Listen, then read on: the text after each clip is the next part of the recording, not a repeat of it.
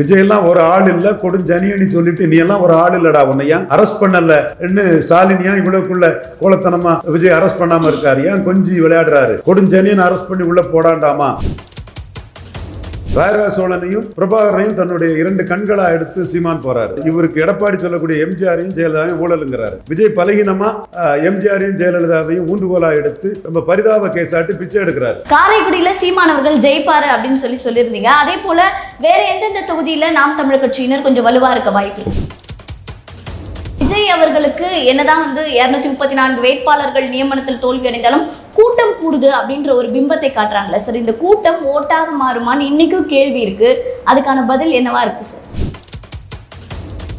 சீமான் தெளிவா நிற்கிறாரு, உறுதியா நிற்கிறாரு, ஃபுல் டைம் பொலிட்டிஷனா நிற்கிறாரு, 5வது முறை இருந்தெல்லாம் போடுறாரு, சந்தர்ப்பாதிகளை வச்சு அரசியல் பண்ணல, ஊழல் எம்ஜிஆர் ஜெயலலிதா வச்சுக்கிட்டு ஓட்டு பிச்சை எடுக்க வரல, பிரபாகரன் ராயராஜ சோழன் நிற்கிறாருன்னு போது சீமான் அவர்களின் பிரச்சாரத்தை பெரிய அளவுல ஊடகங்கள் ஒளிபரப்ப மாட்டாங்க. ஆனா இந்த முறை இந்தியா டுடே, NDTV இதெல்லாம் பாத்தீங்கன்னா தானாக பிரச்சாரம் செய்யற இடத்துக்கே சீமான் அவர்களின் கொள்கைகளை பற்றி கேள்விகள் கேட்கிறாங்க. தேசிய அளவுல சீமான் ட்ரெண்டிங் ஆயிட்டு வராரு. இது எந்த அளவுக்கு நாம் தமிழருக்கு லாபம் sir? Blood is thicker than water. Hindu consciousness is coupled with caste consciousness.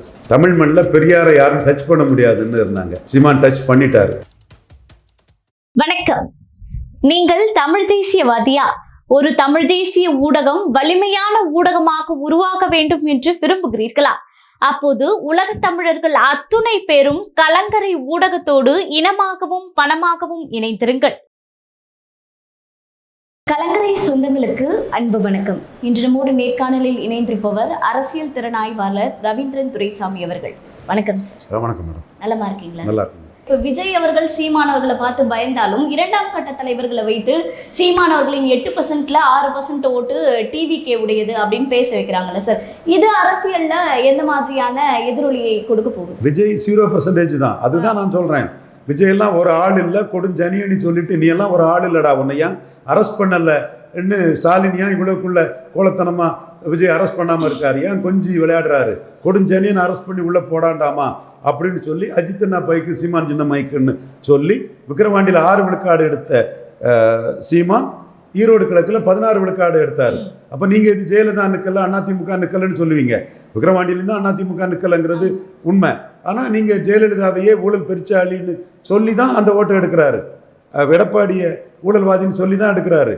Vijay கொடுஞ்சனியே கருவாட்டு சாம்பார்னு சொல்லி தான் 16 விழுக்காடு எடுக்காருன்னு சொன்னால் சீமான் அந்த ஓட்டு தமிழ்நாடு ஃபுல்லாக ரிஃப்ளெக்ட் ஆகக்கூடிய ஓட்டு.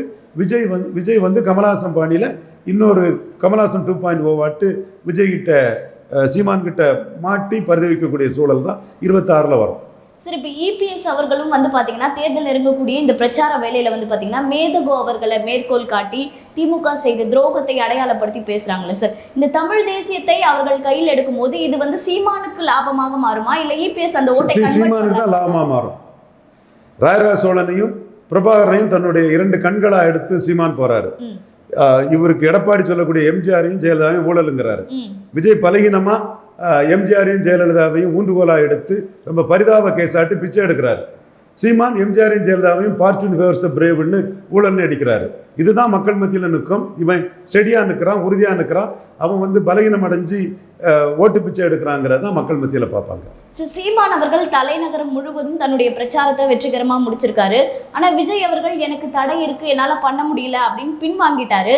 தலைநகரில் நாம் தமிழனுடைய வளர்ச்சி எப்படி இருக்கு சார்? சீமான் ஃபுல் டைம் பொலிட்டிஷனாக இருக்கிறாரு. விஜய் கமலஹாசன் மாதிரி பார்ட் டைம் பொலிட்டிஷனாக இருக்கிறார். பார்ட் டைம் பொலிட்டிஷனை மக்கள் ஏற்றுக்க மாட்டாங்க.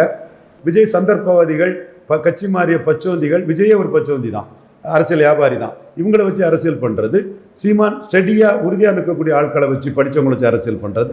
கம்பேரிட்டிவில் நாம் தமிழர் கேண்டிடேட்ஸுக்கும் சீமானுக்கும் பெரிய பூஸ்டை கொடுக்கும். இப்படி எல்லா வகையிலையும் விஜய்ங்கிற கேரக்டர் சீமானுக்கு ஒரு பெரிய லாபத்தை கொடுக்கும். கமலஹாசங்கிற கேரக்டர் சீமானுக்கு லாபத்தை கொடுத்ததை விட விஜய்ங்கிற கேரக்டர் கூடுதல் லாபத்தை சீமானுக்கு கொடுக்கும். காரைக்குடியில சீமான் அவர்கள் ஜெயிப்பாரு அப்படின்னு சொல்லியிருந்தீங்க. அதே போல வேற எந்தெந்த தொகுதியில நாம் தமிழர் கட்சியினர் கொஞ்சம் வலுவா இருக்க வாய்ப்பு? கோயில்பட்டியில் இன்னைக்கு சீமான் ஒரு ஸ்ட்ராட்டஜி எடுக்கிறாரு. இவருக்கு மறவர் கேண்டிடேட்டுக்கு தேவேந்திர நாடாரெல்லாம் வெற்றி பெற்ற அது வாக்களிச்சா பெரிய அளவு வரும். இந்த மாதிரி சில ஸ்ட்ராட்டஜியை சீமான் உள்ளே எடுத்துகிட்டு போகிறாரு. வரும் நாட்களில் அந்த ஸ்ட்ராட்டஜி வெளிப்படும். அந்த போலரைசேஷன் சில தொகுதிகளில் சீமானுக்கு வந்து ஒரு அபரித ஆதரவு கொடுக்க வாய்ப்பு இருக்குது. எப்படி களம் அமையுதுங்கிறத நான் பொறுத்து வந்து சொல்கிறேன். கண்டிப்பா சார். இப்போ வந்து பாத்தீங்கன்னா விஜய் அவர்களுக்கு என்னதான் வந்து 234 வேட்பாளர்கள் நியமனத்தில் தோல்வி அடைந்தாலும் கூட்டம் கூடுது அப்படின்ற ஒரு பிம்பத்தை காட்டுறாங்களே சார். இந்த கூட்டம் ஓட்டாக மாறுமான்னு இன்னைக்கும் கேள்வி இருக்கு. அதுக்கான பதில் என்னவா இருக்கு சார்? என்னை பொறுத்தளவில் அந்த கூட்டம் ஓட்டாக மாறக்கூடிய அளவுக்கு கருத்துக்களை எடுத்து வைக்கல. திராவிடத்தின் ஊதுகுழலாக ஒட்டுண்ணியாக தொங்கு சதையாக தான் விஜய் இருக்கிறார். திமுகவும் அண்ணா திமுகவும் காங்கிரஸ் பாஜகவின் ஊதுகுழல் ஒட்டுண்ணிகள் தொங்கு சதைகள் சீமான் அடித்த மாதிரி இவர் திமுக அண்ணா திமுகவின் ஊதுகுழல் ஒட்டுண்ணி தொங்கு சதையாக தான் இருக்கார். அதே அண்ணா, அதே எம்ஜிஆர், அதே ஜெயலலிதா. சீமான் வந்து கிடக்கிற அழகு நல்லா இருக்கணுங்கிறதுக்காக எம்ஜிஆர் ஜெயலலிதா சமாதியை தூக்கி போடுன்னு தமிழ்நாடு ஃபுல்லாக பிரச்சாரம் பண்ணிட்டு இருக்காரு. ஃபார்ச்சூன் ஃபேவர்ஸ் த பிரேவ், இப்படி ஒருத்தன் போல்டாக சொல்லிடுவானாங்கிறதையும் மக்கள் பார்க்குறாங்க. என்னையா இந்த ஆள் எம்ஜிஆர் ஜெயலலிதா வச்சு பிச்சை எடுத்துகிட்டு இருக்கிறாரு? அசிங்கமாக இல்லை, கேவலமாக ஊழல்வாதிகளை வச்சு பிச்சை எடுத்துக்க. இவர் பெரிய ஊழலுக்கு எதிராக பேசுகிறாரு. கூப்பா கிருஷ்ணன் செங்கோட்டையன் வச்சுட்டு மக்கள் அறிவு இருக்கிறாங்க விஜயோட இந்த அரசியலை. கூட்டம் கூடுது அவரை பார்க்கறதுக்கு. ஆனால் சீமானுக்கு அரசியல் தெளிந்த நீரோடைய மாதிரி தெள்ள தெளிவாக ஒவ்வொரு பிரச்சனையிலும் எனக்கே பிடிக்காத பிரச்சனை தான். ஸ்டாலினுக்கு நிலைப்பாடு தான் என்னை பொறுத்தவரை கரெக்டு. இந்திய இராணுவத்துக்கு ஆதரவாக ஸ்டாலின் வந்து ஊர்வலம் நடத்தினார். பெருஞ்சர் அண்ணா பெருந்தகை வந்து நாடு இருந்தால் தான் வீடு இருக்க முடியும்னு சொல்லி சைனீஸ் அக்ரஷனோட நாட்டு நலன் கருதி நின்ன ஒரு விஷயந்தான். ஆனால் சீமான் உலகளாவிய லெவலில் நான் சிந்திக்கிறேன்னு சொல்லி நதி நீரை தடுக்கக்கூடாது, பாகிஸ்தான் விவசாயிகளுக்கும் சிந்து நதி நீர் பயன்படணும்னு ஒரு ஒரு பெரிய ஒரு மனிதநேய ஒரு செய்தியை என்னை பொறுத்தவரை அது இந்தியாங்கிற கான்செப்டுக்குள்ளே ஏற்புடையது அல்லாத செய்தியை சீமான் போல்டா சொல்கிறாரு. லாப நஷ்டங்களை பற்றி கவலைப்படலை. ஆனால் இந்தோ பாக்வாரை பற்றி கோழைத்தனமான விஜயால் எனக்கு கருத்தே சொல்ல முடியல. அப்போ எவ்வளோ பெரிய கோழை, எவ்வளோ பெரிய மோசமான அரசியல்வாதி. அதே மாதிரி திருப்பரங்குன்ற இஷ்யூவில் சீமான் வந்து நீ கிறிஸ்டின் முஸ்லீம்னு நினைக்காம தமிழனா நினச்சா பெரும்பான்மைன்னு சொல்கிறாரு. அந்த விஷயத்துலையும் விஜயால் ஒரு கருத்து சொல்ல முடியல. இலவசங்கள் இதில் குழம்பி போய் கடைசியில் கருத்து சொன்னார். இது டாஸ்மார்க் விஷயத்தில் தெள்ள தெளிவாக இன்னும் வரல. ஸோ இப்படி ஒரு குழப்பவாதியாக மக்கள் மத்தியில் நான் எதுக்காக நிற்கிறேன், யாருக்காக நிற்கிறேன், என்ன சொல்லி நிற்கிறேன்னு சொல்ல முடியாமல் ஒரு பாப்புலாரிட்டியை மட்டுமே நம்பினா அது விஜய் ரொம்ப அவமானப்படுறதுக்கும் வாய்ப்பு உண்டு. குறிப்பாக வட தமிழகத்தில் அவர் விக்ரமாண்டிலே போலீஸ் ஸ்டேஷனை உடைச்சிருக்கணும். சீமான் களத்துக்குள்ளே போலீஸ் ஸ்டேஷனை உடைக்க அட்டன் பண்ணார். அங்கே போலீஸ் ஸ்டேஷன் தான் வரும். இவர் ரசிகர்களே அங்கே மன வலிமை இல்லாமல் எடப்பாடிக்கு வந்து கொடி காட்டினாங்க. எடப்பாடியில் இவரால் நிற்கவே முடியல. அப்போ 1 இயர் நான் 1 இயர் போலீஸ் ஸ்டேஷன் வரும்போது இவர் அந்த இடத்துக்குள்ளே பிக்கப்பே ஆகாமல் அடி வாங்குவார். அது விக்ரமாண்டியில் நிற்காமல் சும்மா 50,000 ஓட்டு இருக்குது அது இதுன்னு பீலாவில் விட்டுக்கிட்டு பொய்யை சொல்லிக்கிட்டு ஆதாரம் இல்லாமல் பேசிகிட்டு இருக்கிறதுனால விளைவு. ஸோ இது எல்லாமே விஜய் சீமான் கம்பாரிசன் அல்டிமேட்டாக சீமானுக்கு மிகப்பெரிய லாபத்தை கொடுக்கும். மக்கள் உணர்ந்துருவான். சீமான் தெளிவாக நிற்கிறாரு, உறுதியாக நிற்கிறாரு, ஃபுல் டைம் பொலிட்டிஷனாக நிற்கிறாரு, 5வது முறை மாதிரிலாம் போடுறாரு, சந்தர்ப்பாதிகளை வச்சு அரசியல் பண்ணலை, ஊழல் எம்ஜிஆர் ஜெயலலிதா வச்சுக்கிட்டு ஓட்டு பிச்சை எடுக்க வரல, பிரபாகரன் ராஜராஜ சோழன் நிற்கிறாருங்கும் போது அந்த தமிழ் தேசிய அரசியலுக்கு சீமான் தான் ஒரே பதில்னு சொல்லி சீமானுக்கு ஆதரவு வளையம் பெருசாக பெருகும். சரி, இப்போ தூத்துக்குடியில் விளாத்திக்குளம் அந்த இஷ்யூவெல்லாம் பற்றி விஜய் பேசினார். போதைப் பொருள் இதுக்கு ஒரு முக்கிய காரணம் சொன்னார். ஆனால் அவருடைய தேர்தல் அறிக்கையில் மது ஒழிப்பு அப்படின்றத சொல்லலை. இப்போ திமுகவும் மது ஒழிப்பு அப்படின்றத பெரிய வாக்குறுதியாக கொடுக்கல. ஆனால் சீமானவர்கள் மது ஒழிப்பு அப்படின்றத பூரணமாக வந்து வெளிப்படுத்தியிருக்காரு. பெண்கள் ஆதரவு யாருக்கு இருக்கும் சார்? சீமான் தான் அதில் தெளிவாக நிற்கிறாரு. டாஸ்மார்க் கூடாதுங்கிறதுல தெளிவாக இருக்காது, பிராண்டி விஸ்கி கூடாதுன்னு தெளிவாக நிற்கிறாரு. விஜய்க்கு அதில் முதுகெலும்பு இல்லை. மதுப்பிரியர்கள் ஓட்டு ஸ்டாலினுக்கு போயிருமோ எடப்பாடிக்கு போயிருமோ. அதாவது விஜய் என்ன பார்க்குறாரு, நம்ம சீமான் மாதிரி உறுதியாக சொன்னோம்னா அது வந்து அந்த மதுப்பிரியர்கள் ஓட்டு ஸ்டாலினுக்கு போயிடும் அல்லது எடப்பாடிக்கு போயிடும். நம்ம இலவசங்களை எதிர்த்தோம்னா இலவச ஆதரவு ஓட்டு ஸ்டாலினுக்கு தான் போயிடும், அடுத்து எடப்பாடிக்கு போயிடும். அப்போ ஸ்டாலின்கிட்டையும் எடப்பாடிக்கிட்டையும் திராவிடத்துக்கிட்டையும் பெரியார்கிட்டையும் பிராண்டி விஸ்கிக்கிட்டையும் இலவசத்துக்கும் சண்டை போடக்கூடிய ஒரு குட்டையில் உரிய 3வது மட்ட விஜய். சீமான் தான் மாற்றுங்கிறதுல உறுதியாக இருக்கிறாரு. இதை மக்கள் இன்னும் 10 நாளுக்குள்ளே தெள்ள தெளிவாக உணர்ந்துருவாங்க. அது இன்னும் 10ஓட 11 தான்யா, அது அந்த டிராவிடியன் ஸ்டாக் தான்யா, இதுதான் தமிழ் தேசியம்யா, இதுதான் பிரபாகரன் போலையும் ராஜராஜன் போலையும் உயர்த்தி பிடிக்கணும்னு இருக்குது. அது வந்து எம்ஜிஆர் ஜெயலலிதான்னு ஊழல்வாதிகளை வச்சு ஓட்டு பிச்சை எடுக்குது, எம்ஜிஆர் ஜெயலலிதாவுக்கு ஊழல் ஆட்களை வச்சு அரசியல் பண்ணுதுன்னு மக்கள் புரிஞ்சுக்குவான். கண்டிப்பாக சார். சார், இப்போ ஒரு பக்கம் வந்து பார்த்தீங்கன்னா இலவசங்கள் அள்ளி கொடுக்கப்படுது, திராவிட கட்சிகள் புதிதாக வந்த விஜய். இன்னொரு பக்கம் வந்து இலவசம் கிடையாது அப்படின்னு சொல்லிட்டு ஒரு ஸ்ட்ராங்கான ஒரு கொள்கையை எடுத்து சீமானவர்கள் முன்வைக்கிறாரு. தேர்தலை பொறுத்தவரை இலவசம் சார்ந்து மக்கள் ஓட்டு போடுவாங்களா, இல்லை எந்த சமூகத்துக்கு பிரதிநிதித்துவம் கிடைக்குதுன்னு பார்ப்பாங்களா? இலவசத்துக்கும் ஓட்டு இருக்குது, சீமானை பொறுத்தவரையில் சமூக நீதி பார்வையில் ஆதி தமிழர் வெல்லாது மீதி தமிழர் வெல்ல முடியாதுன்னும் பறையர் தேவேந்திர குல வேளாளருக்கான எல்லா இஷ்யூவையும் எடுத்து நிற்கிறார். இது திருமாவுக்கு அது ஒரு கண்கடியாக தான் அந்த இடம் இருந்துகிட்டு இருக்குது. இந்த புள்ளிக்குள்ள 18 விழுக்காடு என்டிஏ வாக்குகளும் ரேவடி கல்ச்சருக்கு எதிரானது. அந்த வாக்குகள் மோடி பிரதமர்னு வந்த வாக்குகள். இன்னைக்கு பஞ்சாப்லேயே 3000 ரூபா ரேவடி கல்ச்சருக்குள்ள பாஜக போனாலும் அது கூடாதுன்னு நினச்ச வாக்குகள் சீமானுக்கு இன்னைக்கு பெரிய அளவு வரதுக்கு வாய்ப்பு இருக்குது. இந்த இடத்துல தான் மாற்றம் பண்ணு சீமான் நிற்கிறாரு. பிராண்டி விஸ்கி கூடாதுன்னு நிற்கிறாரு, திராவிடம் கூடாதுன்னு நிற்கிறாரு, பெரியாரே மண்ணுன்னு நிற்கிறாரு, இலவசங்கள் நாட்டுக்கு கேடுன்னு இருக்கிறாரு, பறையர் தேவேந்திர குல வேளாளர்களுக்கு அநீதின்னு இருக்கிறாரு, தமிழிலிருந்து வந்ததான் தெலுங்கு மலையாளம் கன்னடன்னு இருக்கிறாரு, பாராளுமன்ற கட்டடத்தில் ஏன் தமிழ் இல்லைன்னு கேட்குறாரு, தமிழில் அர்ச்சனை வேணும்னு கேட்குறாரு. இப்படி எண்ணற்ற இஷ்யூஸ் மற்ற யாரும் எடுக்காத இஷ்யூவை சீமான் தான் எடுத்து நிற்கிறாரு. விஜய் ஸ்டாலினுக்கு வாலையும் பிடிச்சிக்கிட்டு, எடப்பாடிக்கு வாலையும் பிடிச்சிக்கிட்டு, திராவிடம், இலவசம், பிராண்டி விஸ்கி, பெரியார், எம்ஜிஆர், ஜெயலலிதான்னு நிற்கிறதுல மக்கள் அது வேஸ்ட்டு, இவர் தான் உண்மையான மாற்றுங்கிறத இன்னும் 10 நாளில் வேகமாக மக்கள் மத்தியில் அது ரீச் ஆகிடும். சார், இப்போ சீமான் அவர்களின் பிரச்சாரத்தை பெரிய அளவில் ஊடகங்கள் ஒளிபரப்ப மாட்டாங்க. ஆனால் இந்த முறை இந்தியா டுடே, என்டிடிவி இதெல்லாம் பார்த்தீங்கன்னா தானாக பிரச்சாரம் செய்கிற இடத்துக்கே சீமான் அவர்களின் கொள்கைகளை பற்றி கேள்விகள் கேட்குறாங்க. தேசிய அளவில் சீமான் ட்ரெண்டிங் ஆகிட்டு வர்றாரு. இது எந்த அளவுக்கு நாம் தமிழருக்கு லாபம் sir? Blood is thicker than water. இன்று consciousness is coupled with cost consciousness. Tamil மண்ணில் பெரியாரை யாரும் டச் பண்ண முடியாதுன்னு இருந்தாங்க. சீமான் டச் பண்ணிட்டார். பெரியார் மண்ணல்ல, பெரியாரே மண்ணுன்னு சொல்லிட்டார். அதோடு நிற்காம பிராமின் ஐகான்ஸை குளோரிஃபை பண்ண ஆரம்பிச்சிட்டாரு. அதோடு நிற்காம 6 பிராமணர்களை கேண்டிடேட்டாக போட்டிருக்காரு. ஸோ ஒரு சோஷியல் இன்ஜஸ்டிஸ் பிராமண சமுதாயத்துக்கு செய்யப்பட்டதை பிளட் இஸ் திக்கர் தான் வாட்டர்னு எல்லா மட்டத்திலும் இருக்கக்கூடிய பிராமணர்கள் சரி நாம் சீமானுக்கு ஒரு ஆதரவு கொடுப்போம், இந்த இடத்துக்குள்ளே நம்ம சீமான ஆதரவு கொடுத்து நம்ம எதிரிகளை தூக்கி போட்டு அடிக்கிற சீமானை நம்ம சப்போர்ட் பண்ணலாம், நம்மளை கொசு மாதிரி நசிச்சுக்கிறோம், நம்மளை 4 வியாபாரிகள் பலனடைவான். வியாபாரின்னு யாரை சொல்கிறேன்னு புரியுதா? அந்த முகங்களை தெரியுதா? நான் வியாபாரின்னு சொன்னதும் அந்த பிராமண வியாபாரிகள் முகத்தை அறிய முடியுதா? அப்படி வியாபாரம் பண்ணாமல் உணர்வுள்ள பிராமணர்கள் சரி ஒரு அங்கீகரிக்கப்பட்ட கட்சி தமிழ் மண்ணில் நமக்கு 6 பிராமணர் டிக்கெட் கொடுத்து நம்மளை முன்னிறுத்தி வளர நினைக்கிறாங்க, அவரை வளர்த்து விடுவோம், அவர் பலம் பெறுறது பிராமணர் சமுதாயத்துக்கு அரசியலுக்கும் அது ஒரு பலம் தான். அவங்க ஆதரவு வளையத்தை எந்த தேர்தலும் இல்லாத வகையில் இந்த தேர்தலில் கொடுக்காங்கன்னா அதில் ஒன்றும் தவறு இல்லை. Hindu conscious is coupled with cost consciousness. Sir, அதாவது இப்போ சீமான் அவர்கள் தனக்கு மாற்று வேட்பாளராக தன்னுடைய மனைவியை போட்டிருக்காரு. இது அவருடைய பாசிட்டிவாக பார்க்கப்படுது. அதாவது பெண்களுக்கு சமூக நீதிப்படி நான் பிரதிநிதித்துவம் தருவேன் அப்படின்றத ஒரு பாசிட்டிவான ஒரு இதுவாக பார்க்குறாரு. அப்படி இருக்கும்போது சில பத்திரிகையாளர் பிரபலமான ஊடகத்தில் அமர்ந்து அதை எதிர்மறையாக திருப்புகிறார். உதாரணத்துக்கு திரு மணி அவர்கள் இந்த கேள்வியை கேட்டிருக்காரு, வாரிசு அரசியல் செய்கிறீங்களா அப்படின்ட்டு. இந்த மாதிரி எதிர்மறையான கருத்துக்கள் இந்த தேர்தலில் மக்கள் மத்தியில் எப்படி எதிரொலிக்கும் சார்? இல்லை, சீமானுக்கு ப்ளஸ்ஸை தான் கொடுக்கும், மணிக்கு அதனோட நுணுக்கம் தெரியல. பட் லாஜிக்கலாக ஒரு கேள்வியை மணி வைக்கிறாரு. பட் கில்லிங் இன் சைலன்ஸை தவிர எல்லாமே சீமானுக்கு லாபம் தான். சார், இன்று காலை ஜனநாயகன் படம் ஆன்லைனில் ரிலீஸ் ஆயிருக்கு. இது பார்த்தீங்கன்னா விஜய் தரப்பே வெளியிட்டிருக்காங்க அப்படின்னு ஒரு தரப்பு சொல்கிறாங்க. இது டிவிகேக்கு லாபமா இல்லை இது ட்ராபேக்காக அமைய போதா சார்? அவங்களோட ஒரு மோசடித்தனம் தெளிவாக தெரியுது.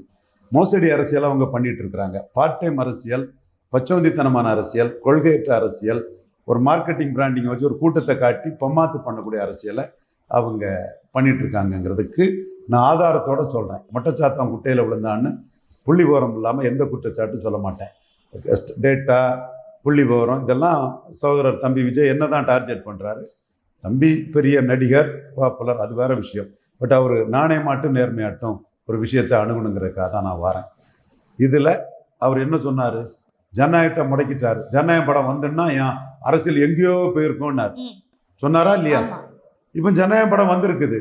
அப்போ திமுக இதை செய்திருப்பாங்கன்னு இவர் ஆதவ அர்ஜுனா ரெட்டி சொல்கிறத நம்ம எடுத்துக்கிட்டோம்னா, நீ ஒரு பொருட்டே இல்லை, நீ ஒரு கொசு, எங்களுக்கு உன்னை லெஃப்ட் ஹேண்டில் டீல் பண்ணி நாங்கள் தள்ளிடுவோம்.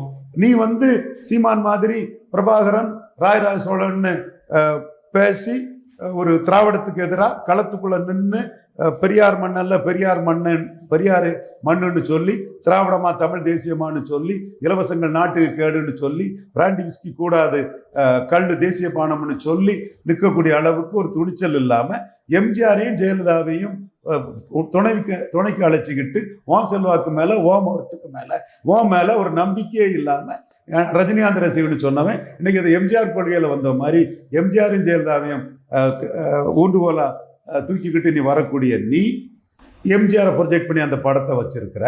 அந்த படத்தை நாங்கள் வெளியே கொண்டு வந்துட்டோம்னா அது எடப்பாடியை தான் பாதிக்கும், எங்களுக்கு ஒன்றும் இல்லை. நீ எல்லாம் ஒரு எடப்பாடியை பாதிச்சு எம்ஜிஆர் ஜெயலலிதா பேரில் ஓட்டு பிச்சை கேட்டு எடப்பாடியை பாதிக்கக்கூடிய ஒரு ஆள் தான் ஸ்டாலின் ஒன்று டீல் பண்ணுறாருன்னு ஒத்துக்கிறியா சார்? நீங்கள் you cannot have the cake and eat it. படம் வந்தால் என்ன கண்டு தடுத்துட்டாங்கன்னு சொல்கிறீங்க. படம் ஒரு இது வலைத்தளங்களில் வருது, வந்துடுச்சு, அது தப்பு, அது அநீதி. சிவகார்த்தியனை பாராட்டுறேன், திருட்டுத்தனம் உழைப்ப இது இன்னா செய்தாரை ஒருத்தல் அவர் நன்னயம் செய்து விடல்னு சிவகார்த்தியன் விஜய்க்கு ஆதரவாக அந்த வார்த்தையை பேசிக்கிறது. நீ எத்தனை பேர்கிட்ட பணத்தை கொடுத்து ஒரு சின்ன ஒரு இளம் வயது நடிகர் வளர்றதை பொறுக்க முடியாம மூத்த நடிகர் நீ பொறாமையில தவிச்ச அன்னைக்கு அவரு மெச்சூர்டா ஒரு பெருந்தன்மையா அதை பேசிட்டு போயிட்டாரு. அது சிவகார்த்தியை நான் பாராட்டுறேன். இப்ப ஆதவர்ஜுனா கருத்துக்கும் விஜய் கருத்துக்குள்ள முரண்பாடு தான் இங்க மேட்ரு. அப்போ ஸ்டாலின் ஒன்றும் ஒரு பொருட்டா கருதல்ல. நான் சொல்ற மாதிரி தான், இந்த அப்போ லட்டு சாப்பிடுப்போ, இந்த அப்போ குடம்புரி கருப்பு கட்டி சாப்பிடுவோன்னு எந்த தலைவரும் தொண்டர்கள் சாக விரும்ப மாட்டாங்க. சீமான் கொடுஞ்செடியனை அரெஸ்ட் பண்ணுங்கன்னாப்புல ஸ்டாலின் ஒன்றும் அரெஸ்ட் பண்ணல. அப்போ ஒன்று பொருட்டா ஸ்டாலின் எடுக்கலங்கிறத ஒத்துக்க. ஏதாவது ஒன்று விஜய் சொல்றது கரெக்டா, ஆதவர்ஜுனா சொல்றது கரெக்டா? மீண்டும் சொல்றேன், you cannot have the cake and eat it. அப்போ இவங்க இப்படியெல்லாம் முரண்பாடு ரெண்டும் கட்டான் எல்லாமே மொத்த உருவம் தாவேக்காதான். இலவசங்கள் கூடாதுன்னு இவர் அருண்குமார் சொல்றாரு. நீ சர்க்கார் படத்துல 3 தடவை பார்த்தேன், ஸ்டைலிஷா நடிச்சிருப்பாரு சகோதரர் ஜோசப் விஜய், ரொம்ப ஸ்டைலிஷா நடிச்சிருப்பாரு. 3 தடவை பார்த்தேன், சங்கத்துல பார்த்தேன், சத்தியத்துல 2 தடவை பார்த்தேன். அந்த படத்துல இலவசங்களை போட்டு உடைப்ப. ஆரம்பத்துல இலவசங்களுக்கு எதிராக இருந்தேன். திடீர்னு ஒரு நாள் 2000 2500ன்னு ஏலம் விட்டுக்கிட்டு எடப்பாடி 2000ன்னதும் எடப்பாடிக்கு போட்டியா 2500ன்னு சொல்லிட்டீங்க. அப்போ உங்க கொள்கை என்ன? இலவசங்கள் வேணுங்கிறதா வேண்டாங்கிறதா? இப்படி ஒவ்வொன்றிலையுமே உங்களுக்கு இரட்டை நிலைப்பாடு, ஒரு நிலைப்பாடற்ற தன்மை அதுதான் இருக்குது. அப்ப இதுலயும் ஆதவர்ஜுனா திமுகவை குற்றம் சாட்டினது முரண்பாடா இருக்குது. அந்த படத்தை வந்துடக்கூடாதுன்னு பயப்படக்கூடிய திமுக எப்படி வலைத்தளத்துல அந்த படத்தை ரிலீஸ் பண்ண விடுவாங்க?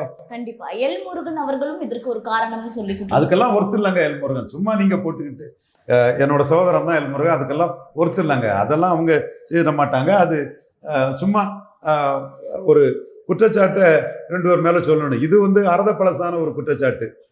இன்னும் சொல்ல போனா தம்பி சீமானே ஒவ்வொரு தேர்தலுக்கும் சொல்லிட்டு தான் இருக்காரு. 24லையும் சொன்னாரு, வெள்ளை கூட பிடிச்சிங்க, நீங்க தான் பாஜகவுக்கு பிடிஎம்னு சொன்னாரு. அது அவரை சொன்னதுக்கு திருப்பி அடிச்சாரு. ஆனா என்ன 47 விழுக்காடு வாக்கு எடுக்கலையா, 39 சீட்டும் எடுக்கலையா? இந்த பாஜக பிடிஎம், பாஜக திமுக உறவு இதெல்லாம் மக்கள் மத்தியில் ஒன்றும் எஃபெக்ட் இல்லையே. அதை நீங்க கொடுக்கறதுக்காக இதை கொடுக்குறீங்க. அதே மாதிரி பிடிஎம் சீமானும் கிடையாது, பிடிஎம் விஜயும் கிடையாது. ஒவ்வொருத்தரும் தாங்கள் வளர்றதுக்கு வராங்க. அதே மாதிரி பாஜகவும் திமுகவும் சேர்ந்து விஜய இது பண்றதுங்கிறதும் முரண்பாடா இருக்குது. அப்படின்னா நீங்க ரிலீஸ் ஆனா பெரிய ஊகம் ஓடிச்சுன்னு சொல்லக்கூடாது. இது நமத்து போன பட்டாசு ரிலீஸ் ஆனாலுன்னு அது ஒரு வெத்து வேட்டுன்னு ரிலீஸ் பண்ணி விட்டுட்டாங்களா? அப்போ மீண்டும் அதை தான் கேட்குறேன். இதுவும் ஒரு ஆதாரமற்ற ஒரு குற்றச்சாட்டு. சார், இப்போ நீங்க சொன்னது போலவே வேட்பாளர்கள் டிவி கேட்க இல்லை அப்படின்னு சொல்லியிருந்தீங்க. அதே போல ஏதோ ஒரு வேட்பாளர்களை நியமனம் பண்ணணும்னு போட்டுட்டாங்க. அவங்க மேல பல குற்றச்சாட்டுகள் இருக்கு. ஆனா விஜய் அவர்கள் எந்த ஒரு பிரச்சாரத்திலும் வேட்பாளர்களை முன்னிறுத்தவே மாட்டேங்கிறாரு. ஏன் சார்? இது என்ன மாதிரியான அரசியலை இவர் பண்ண விரும்புறாரு? அதாவது இவர் முகத்தை காட்டி ஜெயலலிதாவுக்கு எதிராக மோடியை பார்த்தாரு. அவர் முகத்துக்கு வேல்யூ இல்லைன்னு ஜெயலலிதா இவரை எக்ஸ்போஸ் பண்ணி விட்டுட்டாங்க. 6 விழுக்காடு வாக்கு ஜெயலலிதா உயர்ந்தாங்க. 39 சீட்டுக்கு 37 சீட்டு வெற்றி பெற்றாங்க. அப்புறம் ஜெயலலிதா அம்மையார் மரணம் அடைகிறது வரை இவர் அரசியலே பேசல. ஜெயலலிதா அம்மையார் தான் இவருக்கு செல்வாக்கு இல்லைன்னு, இவர் முகத்துக்கு வாக்கு கிடையாதுன்னு முத 2014 நிரூபித்தாங்க. அதுக்கப்புறம் சமீபத்தில் உதயநிதி ஸ்டாலின் இவர் கள்ளக்குறிச்சி சாராய சபை பார்த்ததில் இவருக்கு 50,000 ஓட்டு ஆன்லைன் ஓட்டு இருக்குன்னு சொன்னாங்க. ஆனால் அங்கே திமுகவுக்கு வாக்கு கூடிட்டு போலிங் கூடிட்டு இவர் கள்ளக்குறிச்சி சாராய சபை பார்த்ததுக்கு விக்ரவாண்டில் எந்த எஃபெக்டும் இல்லை. நோட்டாவுக்கு வாக்கு குறைஞ்சிட்டு லெஃப்ட் ஹேண்டில் இவரை உதயநிதி டீல் பண்ணி விட்டுட்டாரு. இப்போ இவருக்கு என்ன ஓட்டுங்கிறது மே மாதம் 4ஆம் தேதி ரிசல்ட்டில் தான் தெரியும். அதுக்கடையில் இவங்க சும்மா பெரிய முகத்துக்கு ஓட்டு, புண்ணாக்குக்கு ஓட்டு, தெருப்புழுதிக்கு ஓட்டு, அதான் உதயநிதி லெஃப்ட் ஹேண்டில் அடிச்சு விட்டுட்டாரு. ஜெயலலிதா அவங்கள ஒன்றுமே இல்லை, இந்த முகம் போடி ஆகாதுன்னு ஜெயலலிதா 2014 நிரூபிச்சு விட்டுட்டாங்களே. என்றாலும் இவங்க இவர்கிட்ட காசு வாங்குறவங்க இந்த மாதிரி தான் இவரை ப்ரொஜெக்ட் பண்ணுவாங்க. அந்த அந்த பாதையில் ப்ரொஜெக்ட் பண்ணுறாங்க. அதைத்தான் நான் பார்க்குறேன். அதில் அவருக்கு கேண்டிடேட் வந்து 60 கேண்டிடேட் தவிர மீதியெல்லாம் எடுபிடி கட்டு மாதிரி இழுத்து பிடிச்சி எப்படியோ நம்பரை தேய்க்கிறதுக்காக போட்டது. அதுலேயும் இவங்க எடப்பாடியில் கேண்டிடேட் போட முடியாமல் அசிங்கப்பட்டுட்டாங்க. விருதாம்பிகை குருவுக்கு மகளை கூட கேண்டிடேட்டாக போடக்கெல்லாம் முயற்சி பண்ணாங்க. தம்பி அவங்கெல்லாம் உறுதியாக திமுக அணிக்கு ஆதரவுங்கிற நிலைப்பாட்டில் அவங்க தொடர்ந்து பயணிக்கனால அவங்க காளான் கட்சி, புற்றிசல் கட்சி, ஒரு டெம்பரரி பினாமினா தாவேக்காவெல்லாம் மதிக்கல அவங்க. ஸோ அந்த தொகுதியில் நிறுத்தின இன்னொரு வன்னியர் மாற்று வேட்பாளரையும் எடப்பாடி தூக்கிட்டு போயிட்டாரு. இதுதான் உங்கள் லட்சணம். 233 தான் போட முடிஞ்சது. மற்றபடி நீங்கள் போட்டிருக்கிறதுலாம் அதிமுக ஊழல் அமைச்சர்கள், ஊழல்வாதிகள். ஸோ எம்ஜிஆர் ஜெயலலிதாவை நீங்கள் ப்ரொஜெக்ட் பண்ணுறதே ஒரு 50-60 கேண்டிடேட்டு அதிமுகலேருந்து இரவல் வாங்குறதுக்கு தான். ஸோ இந்த கேண்டிடேட்ல எப்படி எடப்பாடியில் ஒரு கேண்டிடேட்டை 2 பேரை விலைக்கு வாங்குறது மாதிரி மற்ற தொகுதிகளில் 60 தொகுதியில் விஜயபாஸ்கர் தொகுதியிலெல்லாம் இவர் தாவேக்காவை ஆஃப் பண்ணிட்டாங்க. நீ பிரச்சாரம் பண்ணான்ட்டாங்க. என்ன வேணா விஜய் காசு கொடுத்து பிரச்சாரம் பண்ண வைங்க. இப்படி பல தொகுதியில் அதிமுக தாவேக்கா வேட்பாளர்களை இப்படி பண்ணுங்க அப்படி பண்ணுங்க அவங்க டைரக்ஷன் கொடுக்குறாங்க. கண்டிப்பா சார். இப்ப காரைக்குடியில இன்னைக்கு விஜய் அவர்கள் பிரச்சாரம் செய்வதற்காக போனாரு. ஆனா குறிப்பாக ஸ்டார் தொகுதி, சீமானினுடைய தொகுதி அப்படின்னு பார்க்கும்போது விஜய் பேசாமலே பின்வாங்கி வந்துட்டாருல்ல சார். ஆரம்பத்துல இருந்து சீமானவர்களை எதிர்த்து விஜய் பேசல. இதனால சீமானவர்களின் அந்த கொள்கை வந்து வளர்ந்துட்டே போது, இன்னும் செல்வாக்கு அதிகமாகுதுன்னு பார்க்கலாமா? விஜய் சீமான் கம்பாரிசன் சீமானுக்கு லாபம். கமலஹாசன் சீமான் கம்பாரிசன் தான் சீமானை வளர்த்தது. சீமான் 1.1 விழுக்காடு வாக்கில் தான் இருந்தார். கமலஹாசன் களத்தூர் கண்ணம்மாவிலேருந்தே பெரிய ஸ்டார். அவர் உள்ளே வரும்போது அவர் எம்ஜிஆர் ஆட்சி அமைப்பார். சீமான் எம்ஜிஆர் ஊழல் பெருச்சாளி, சாராய வரிகளை கல்வி தந்தை ஆக்கினார். முல்லைப்பெரியார் உரிமையை, தமிழர் உரிமையை கேரளாவுக்கு விட்டு கொடுத்துட்டாருன்னு அடித்தார். இத்தனைக்கும் வேலுப்பிள்ளை பிரபாகரனை சீமான் இது எம்ஜிஆர் உதவுவதை சீமான் பாராட்டுவார். அது மட்டும்தான். அது வந்து மக்கள் மத்தியில் தமிழர் அடையாளங்களை சீமான் முன்னெடுக்கிறாரு. வேலுப்பிள்ளை பிரபாகரன் ராஜராஜ சோழன் முன்னெடுக்கிறாரு. ஸோ தமிழ் தேசிய கருத்தியெல்லாம் நம்ம வளர்க்கணும்னு ரெண்டு மையமத்தில் இருக்கக்கூடிய கமலஹாசனை எம்ஜிஆரை தூக்கி பிடிக்கக்கூடிய கமலஹாசனை மக்கள் புறக்கணிச்சிட்டாங்கன்னா ஓரளவு போட்டாங்க. அதை தாண்டி சீமானுக்கு மக்கள் ஆதரவை கொடுத்துட்டாங்க. அதே மாதிரி டிடிவி தினகரன் வரும்போதும் சீமான் பரப்பன அக்ரஹார சிறையில் சசிகலாவை கொல்ல சதின்னு சொல்லும்போது முக்குலத்தோர் இளைஞர்களை வந்து சீமானுக்கு அந்த தேர்தலில் ஒரு ஆதரவு வளையத்தை நல்கினாங்க. தென் அண்ணாமலை வந்தார். அண்ணாமலை வரும்போது சீமான் 4வது ஆளுன்னு 8.2 எடுத்துட்டாரு. ஆனால் அண்ணாமலைக்கும் பாஜகவோட உள்கட்சி பிரச்சனையும் ஈரோடு கிழக்கில் அண்ணாமலை நிற்காம போனது, ஆர்கே நகரில் நோட்டாவுக்கு கீழே பாஜகவை தள்ளி தமிழ் தேசியம் எழுப்பின மாதிரி ஸ்டாலின் வர்சஸ் சீமான், திராவிடம் வர்சஸ் தமிழ் தேசியம், பெரியார் மண்ணல்ல பெரியாரை மண்ணுன்னு களத்துக்குள்ள சீமான் 16 விழுக்காடு வாக்கு எடுத்துட்டாரு. அந்த 16 விழுக்காடு வாக்கு எடுக்கும்போது தான் அஜித்னா பைக்கு சீமான் சின்ன மைக்குன்னு சொல்லி விஜய்லாம் ஒரு ஆளே இல்லை, ஒரு பொருட்டே இல்லை, கொடுஞ்சனியே, இவருக்கெல்லாம் ஓட்டே இல்லைன்னு சீமான் அடித்து தகர்த்துட்டார். அந்த இடம் தான் விஜய் அவமானப்பட்ட இடம் சீமான் கிட்ட. 16 விழுக்காடு எடுத்த சீமான் அஜித்னா பைக்கு சீமான் சின்ன மைக்குன்னு சொல்லி தான் எடுத்தாரே தவிர விஜய் ஒரு ஆளே இல்லைன்னு எடுத்து முடிச்சிட்டாரு. இப்போ விஜய் வந்து அவர் 0% தான் இருக்கிறாரு. அவர் வந்து காலையில் ஸ்டாலினுக்கும் அவருக்கும் போட்டிம்பார், சாயங்காலம் எடப்பாடியை பலகீனப்படுத்தி பேசுகிற மாதிரி ஏதாவது பேசுவார். சீமானை பற்றி பேச மாட்டார். சப்போஸ் ஏதாவது வாய் திறந்தால் சீமான் வந்து விஜயை நொறுக்குன்னு நொறுக்கிடுவார். ஏற்கனவே பயம் இருக்கா சார் சீமான்? கண்டிப்பாக பயம் இருக்கு. தம்பி பலம் நிரூபிக்காத உங்ககிட்ட யாரும் கூட்டணிக்கு வரமாட்டாங்க, எங்கள் அண்ணன் திருமாவளவன் திமுக கூட்டணியில் தான் இருப்பாருன்னு விக்கிரவாண்டியில் மிகப்பெரிய மாநாடு காட்டின பிறகும் கூட்டத்தை வச்செல்லாம் எவனும் ஏமாற மாட்டான். ஒரு புண்ணாக்கு அணி ஒன்றால் அமைக்க முடியாதுன்னு விஜயகாந்தாவது 8, 10, 5 அணி பலத்தை நிரூபித்தனால மக்கள் நல கூட்டணின்னு ஒன்று அமைச்சார். விஜயகாந்த் அளவு கூட ஒன்றால் அணி அமைக்க முடியாதுன்னு சீமான் சொன்னது தானே இன்னைக்கு நடக்குது. அடுத்தால விஜய் வந்து அரசியல் வியாபாரியா, சந்தர்ப்பவாதியா, ஒரு பச்சோந்தியா, ஏற்கனவே தன்னோட பாப்புலாரிட்டியை காட்டி ராகுல் காந்திட்டு ஒரு ராஜ்சபா வாங்க போனார் இன அழிப்பு நடந்த போது. இப்பவும் சீமான் வந்து தமிழின துரோகம் பண்ண கச்சத்தீவு, முல்லைப்பெரியார், மீத்தேன், ஈத்தேன், காவேரி, தென் கூடங்குளம், இதிலெல்லாம் தமிழர் விரோத அரசியல் பண்ண காங்கிரஸுக்கிட்ட ஒரு கூட்டணிக்காக விஜய் போகக்கூடியவர் சொல்லும்போது வரும்போதே ஒரு சந்தர்ப்பவாதியா விஜய் வராருங்கிறது. சீமான் வந்து திமுக, காங்கிரஸ், அண்ணா திமுக, பாஜக 4 வரையும் எடுத்து துணிச்சலா தனிச்சு நிற்கிறாருங்கிறது விஜய் சீமான் கம்பேரிசன்ல சீமானுக்கு லாபம். கொள்கை உறுதியோட 5வது முறை தனிச்சு நிற்கிறாரு சீமான், 214 நிற்கிறாருங்கிறது சீமானுக்கு லாபம். கூட்டணிக்கு ஆளா பறந்துக்கிட்டு அங்கங்க அலைஞ்சிக்கிட்டு வேற வழி இல்லாம ஒதுக்கப்பட்டு ஓரங்கட்டப்பட்டு வேற நிர்பந்தம் காரணமாக இரவல் வேட்பாளர்களை எம்ஜிஆர் ஜெயலலிதா பேரை சொல்லி ஒரு கொள்கை இல்லாம கோட்பாடு இல்லாம எப்படியோ தவிச்சு 233 கேண்டிடேட் போட்டிருக்க விஜய் கமலஹாசன் சீமான் கம்பாரிசன்ல சீமான் யாருன மாதிரி விஜய் சீமான் கம்பாரிசன்ல சீமான் ஏறுவார். இன்னும் 10 நாட்கள்ல இதுதான் அப்படியே ஏறி போகும். புதுச்சேரியில கூட கூட்டணிங்கிற பேர்ல ஒரு கூத்தடிச்சதுல டிவிகேக்கு போடலான்னு நினச்சவங்கெல்லாம் எஜுகேட்டட் கேண்டிடேட்ஸு, சர்வீஸ் மென்டாலிட்டி கேண்டிடேட்னு கடைசியில் என்டிகேக்கு போட்டிருக்காங்க. இப்போவும் என்டிகேக்கு அந்த மாதிரி டிவிகேக்கு போடலான்னு நினச்சவங்கெல்லாம் ஆஸ்பிரேஷனல் ஓட்ஸ்ஆப் விஜய் வந்து ரியல் ஓட்ஸ்ஆப் சீமானாக மாறும். அது இன்றைக்கே சீமானுக்குள்ள கூட்டங்கள் பிரச்சாரங்கள் இதெல்லாம் வரும்போது டெய்லி பேசிஸில் அது வேகமாக மாறிட்டு வரும். விஜய்க்கு கற்பனை ஓட்டு சீமானுக்கு நிஜ ஓட்டாக மாறும். அந்த வகையில் விஜய் சீமான் கம்பாரிசன் சீமானுக்கு பெரிய கெயினாட்டு முடியும். இதில் வந்து விஜய் தன்னை பெருசாக காட்டுறதுக்காக சீமானை பற்றி அங்கே பேசியிருக்க மாட்டார். அது நல்லது தான் சீமானுக்கு. ஆக்சுவலாக விஜய் இன்னும் பலம் நிரூபிக்கல. பெரியவரான கமலஹாசனே தாண்டி போயிட்டார். ஆர்கே நகரில் வெற்றி பெற்ற தினகரனே தாண்டி போயிட்டார். அண்ணாமலையே உள்கட்சி பிரச்சனையில் களத்தை விட்டு ஓரங்கட்டக்கூடிய சூழ்நிலை வந்துட்டு. அப்போ 3 பேரை அவர் தாண்டிட்டாருன்னா இவர் ஸ்டெடியாக எல்லா தேர்தலையும் நிற்கிறாரு, 214 நிற்கிறாரு. அந்த மக்கள் நம்பிக்கையோட போறாரு, முழு நேர அரசியல்வாதியாக போறாரு. விஜய் பகுதி நேர அரசியல்வாதி ஆயிட்டார். அண்ணாமலை நான் குறை சொல்லலை, அவர் கட்சி அவரை காலவாரி விட்டுட்டு. ஸோ இந்த இடத்துக்குள்ள விஜய்க்கு தவறுகள், விஜய்க்கு டெம்பரரினஸ், விஜய் நீர்க்குமொழி அரசியல் பண்ணுறது, விஜய் இடைத்தேர்தலை கண்டஸ்ட் பண்ணாதது, 214 தகுதி வாய்ந்தவர்களை பெற்று போடாதது, எல்லாமே கொள்கையில் ஒரு முடிவெடுத்து இலவசங்கள்னாலும் சரி, பரையர் தேவேந்திரர் 5 விழுக்காடு உயர்த்தி கொடுக்கணும் சீமான் ஸ்ட்ராங்காக சொல்கிறதுனாலும் சரி, மேல்பாதி மங்கலம் ஆலய நுழைவுனாலும் சரி, எக்கச்சக்க இஷ்யூஸில் குழப்பமாக ஒன்றுமே முடிவெடுக்க முடியாமல் விஜய் இருக்கிறதும் விஜய் சீமான் கம்பாரிசன் அனுகூல சத்துருவா விஜய் சீமானுக்கு பெரிய லாபத்தை பண்ணுறாரு, பெனிஃபிஷியல் எனிமியாக இருக்கிறாரு. இதுதான் நடந்துட்டு இருக்குது.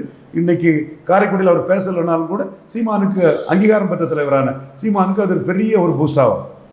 நடப்பு கால அரசியல் குறித்து பல்வேறு தகவல்களை பகிர்ந்துக்கிட்டீங்க. தொடர்ந்து பேசுவோம். நன்றி.